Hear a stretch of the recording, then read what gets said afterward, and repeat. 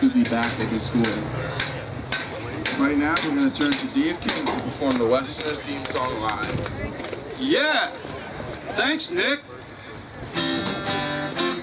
Alright, this is like kicking off summertime.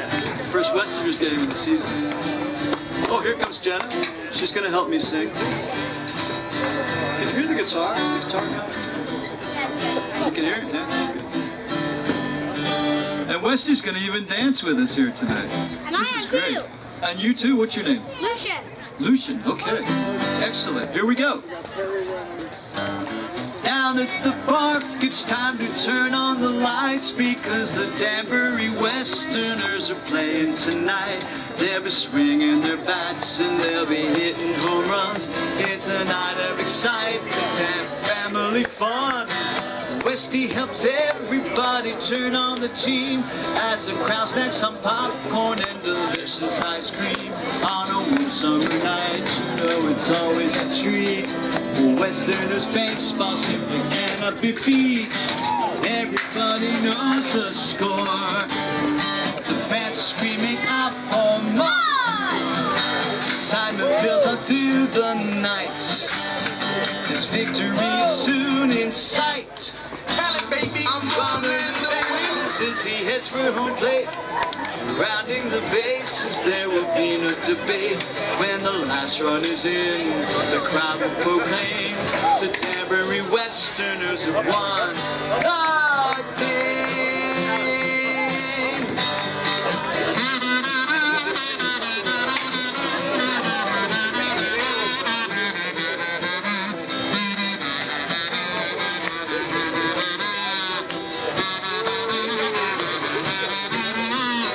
Everybody knows the score. You ready? The crowd screaming out for more. Excitement builds up through the night as victory is soon in sight. The runner advances as he heads for home plate.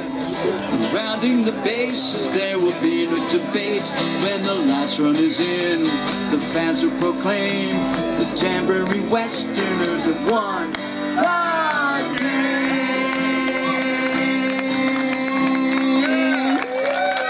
Go Westerners!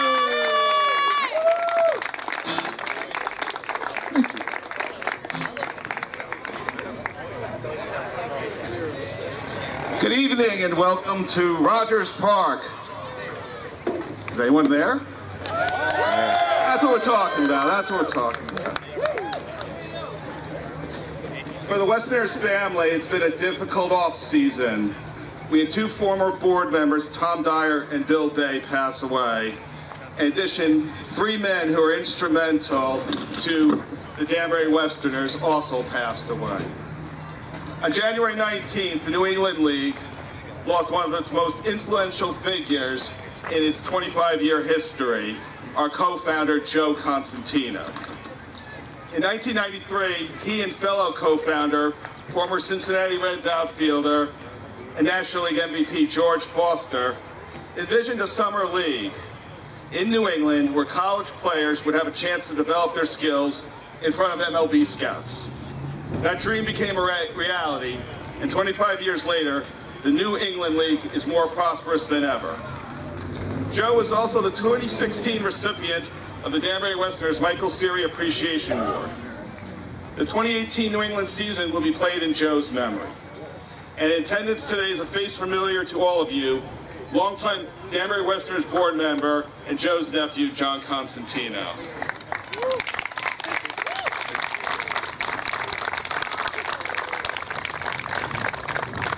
Terry Whalen was the second general manager for the Danbury Westerners, serving from 2005 to 2012.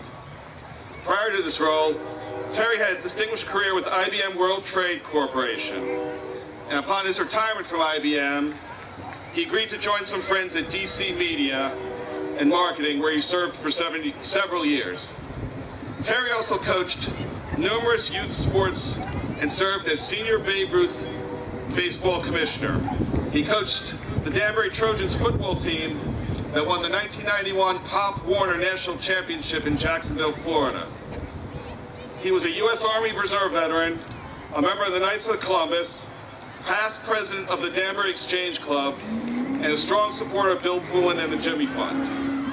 In 2015, Terry was presented with the Michael Siri Appreciation Award by the Danbury Westerners for perpetuating community partnerships, dedication, and sportsmanship.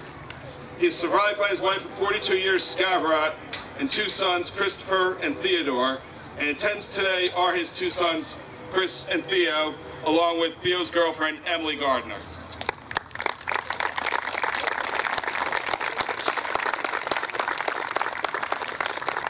Mike Malone was a former president of the Danbury Westerners and had recently concentrated on fundraising and as the team's chief operating officer.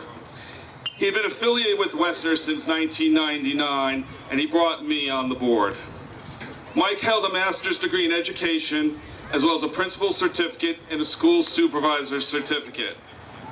He served several schools as athletics director and as a history teacher, and coached high school basketball for over 20 years and college and high school baseball for over 15 years. Mike was also director of development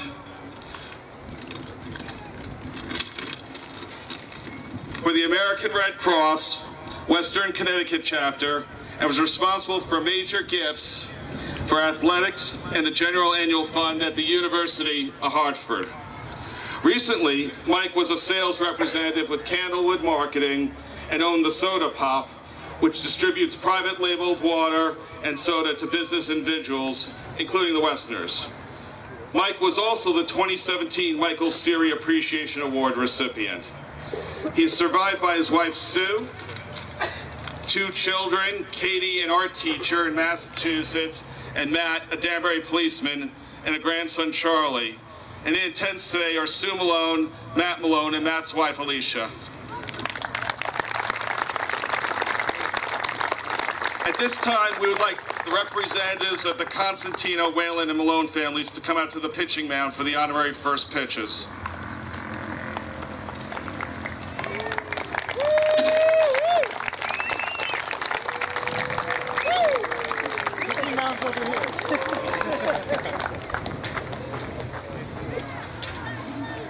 So before they throw the pitches, this will be tribute to Joe Constantino by wearing his initials on their caps this summer. In addition, the Danbury Westerners have a new banner located on their bullpen in memory of Joe Constantino and what he meant to not only the Danbury Westerners, but to summer collegiate baseball throughout the New England region.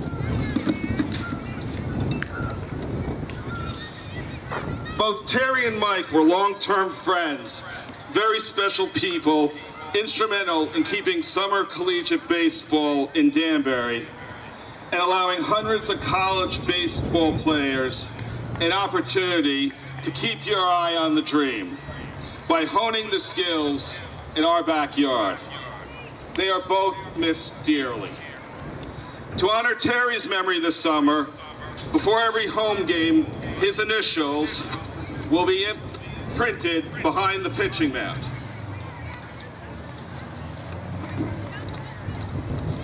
To honor Mike's memory, this summer, a commemorative patch is placed on our home uniforms to signify his importance to our organization. And we also have a presentation that we'd like to make to Sue Malone.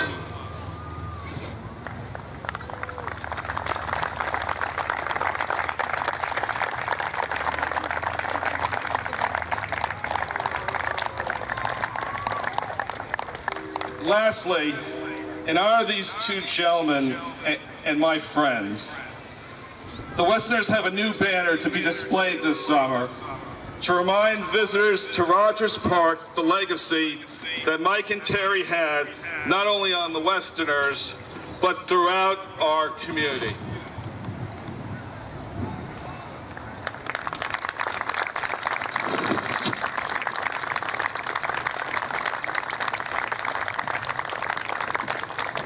Now, to kick off the 2018 season, we ask our first pitch recipients to toss the baseballs.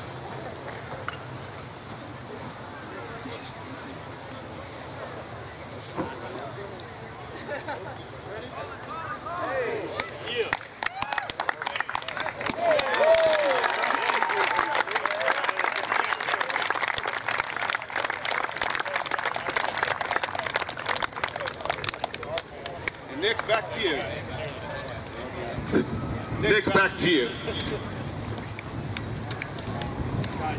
We would now like to officially welcome the North Adams Steeplecats to Danbury and wish them the best of luck in tonight's game.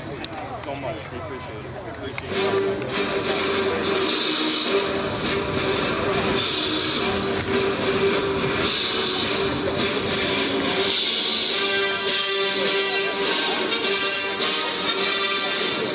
The manager of the North Adams Steeplecats is Justin Summer, and the coaches are Mike Daly and Doug Walters. And now the lineup for the North Adams Steeplecats. Batting first in the center field, number 17 from the Citadel, Jeffrey Brown. Batting second in right field is number 8 from Monmouth University, Kyle Morton. Batting third is at first base, number 44 out at URI is Jackson Coop. Batting fourth, the DH, number 4 from Bryan University, James Ciliento. Batting fifth, playing left field today, number 11 from URI, Greg Cavalieri. Batting sixth, the shortstop, number 9, from Arkansas State University, Jacob Jablonski. Batting seventh and playing third, number 10 from Merrimack College, Joe Porcelli. Batting eighth and behind the plate, number 23 from St. Thomas of Aquinas, Chris Woolley. And batting ninth, playing second, number 12 from Bryan University, Sam Owens. And the pitcher for the Steeplecats, number 36 from the New York Institute of Technology, Brandon Alberto. And now for your 2018 hometown Danbury Westerners.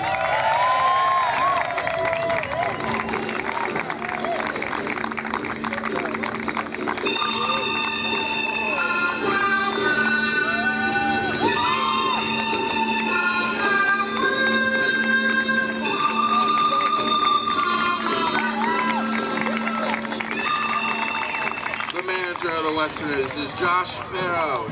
Pitching coach is TJ Watkins. Head coaches, hitting coach is Richie Benez. And assistant coaches are Ian Ratford and Pat O'Neill. And now the lineup for your Danbury Westerners. Leading off and playing third base, number 7 from Sacred Heart University, Jake Broska. Batting second and in short, number 12 from Georgetown University, Eddie McGee. Batting third and playing first base, number 24 from the University of Kentucky, Braden Combs. Hitting cleanup and playing left field, number 11 from Davidson College, Justin Lebeck. Batting fifth and DHing is number 23 from Davidson College, Walker Imwale. Batting sixth and playing center field, number 1 from the University of Pittsburgh, Nico Papa. Batting seventh and playing second, number 3 from the University of Miami, Tyler Page. Batting eighth and behind the plate, number 29 from Stony Brook is Sean Puckout. And batting ninth and playing right field, number 31 from Binghamton University, Daniel Franchi. And on the mound for the Westerners, number 41 from Fairfield University, Eli Oliphant.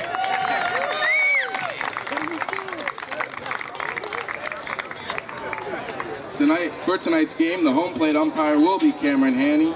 The field umpires will be William Best and Chris Ingerstrand.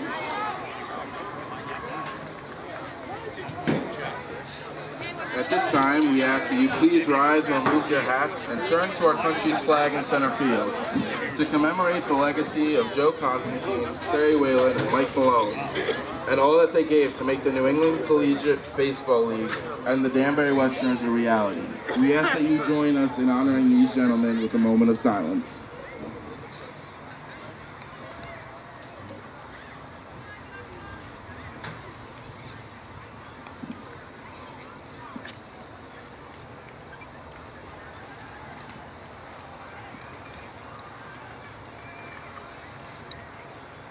Please remain standing as we honor America with our national anthem, performed this evening by international opera singer Perry Price.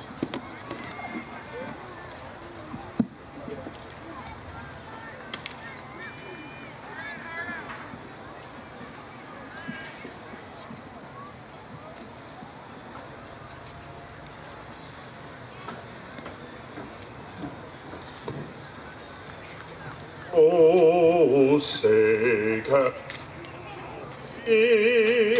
by the dawn's early light, what so proudly we hail at the twilight's last gleaming, on stripes and bright stars through the perilous fight. For the ramparts we watched were so gallantly streaming, and the rocket's red glare, the bombs bursting in air, gave proof through the night that our flag was still there. Oh, say does that hunger yet wave for the land of the free and the home of the brave.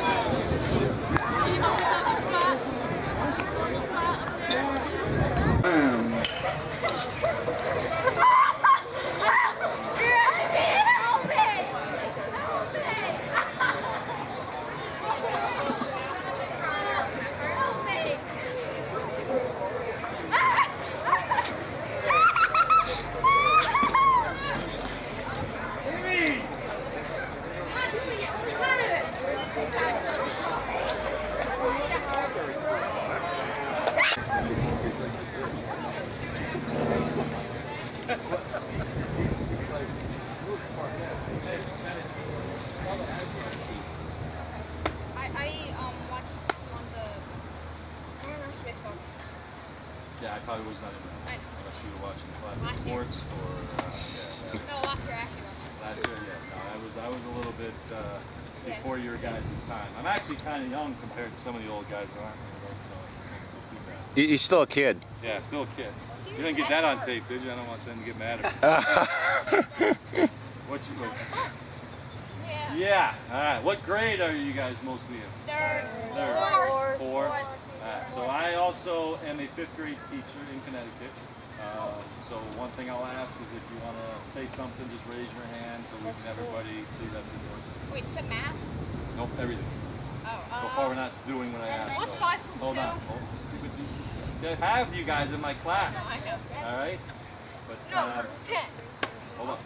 What we're going to have you guys do is we're going to have you throw to a target, okay? Nobody yet so far, the two groups has been able to, it's a very small target. When you're throwing as a pitcher, anybody know how wide home plate is? There's a lot of numbers in there. What was that? 8 to 6 inches. All right. Well, how long is a ruler? 12 inches. All right. Do you think home plate's wider than a ruler? No. No? Yes. Yeah. No, home plate's longer than a ruler. So it's not 12 inches. It's a little more than 12. It's 17 inches. Not a lot of room. Okay. So if I put my feet, I have a 12-inch foot. Take about half my other foot. my heel back here on my left, my toe on my right, that's all the room you have. So as a pitcher, one thing that you have to do is try to aim for smaller targets, right? If you're looking later and throwing at that water bottle and you see a whole big screen behind it, and you see the trees behind it, and you see your mom or your dad or your brother or your sister down there, that's not very good focus when you're trying to hit a small target. Sometimes catchers will put like red dots in their glove. Okay, yeah, you want to hit the glove as a pitcher, but if you aim for that dot inside the catcher's glove and you miss the dot by a little bit, guess what? You still hit the glove, and that's what you want to do.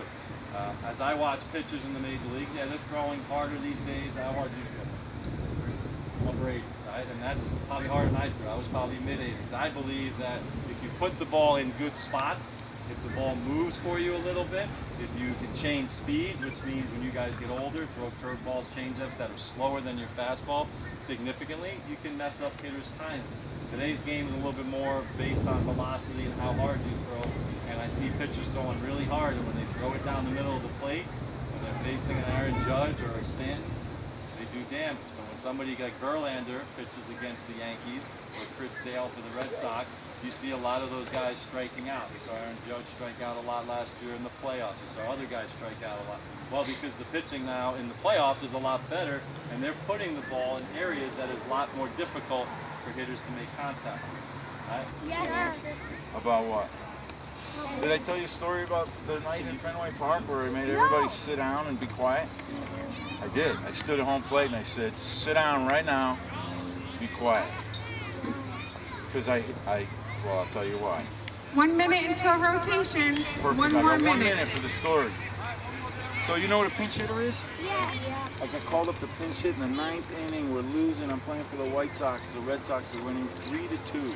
The coach says, Marullo, get at bat. You're up. I was nervous, man. I was like, really? Okay. I hadn't done it that much. And all of a sudden, there's 2 strikes on me like that. Everybody stands up and they're screaming and yelling. Can't wait for the Red Sox to win. So you know what I did? I took a deep breath and I called timeout. I got out of the batter's box. I looked at my name on the bat and I said, oh man, just see it. Just see it out of his hand. Just see it. I already saw a curveball. I already saw a fastball. I already saw another curveball. I don't know what he's going to throw me. I'm just looking for a fastball and adjust to whatever else I see. Just see it, I sent him. And I'm serious. Just all I said. And then I just tried to be as loose as possible for a few seconds, and then all of a sudden he threw it and he missed, and the catcher was over here, but the ball was right there. And I hit it, and it went into the Red Sox bullpen, and everybody sat down, and they were all quiet while I circled the bases. Tied the game up. And all my friends and family, I was born up there, so I had about 40 people in the stands watching. They all jumped up screaming, but everybody else had to sit down. And we won in extra innings. I'm sorry for all you Red Sox fans out there. Good thing. But that's a true story. What's the most important part of that story? What do you think? Shutting the Red Sox up. No. How did I do it? What do you think it was? You relax. No, relax. I relaxed. That was my time, man. No, they made me nervous, so I could call timeout. That's the beauty of it. Time. Okay, wrap it up. Time to rotate. Okay, wrap it up. Thanks for coming. You're welcome, I'm going to leave these up here for a minute. Okay.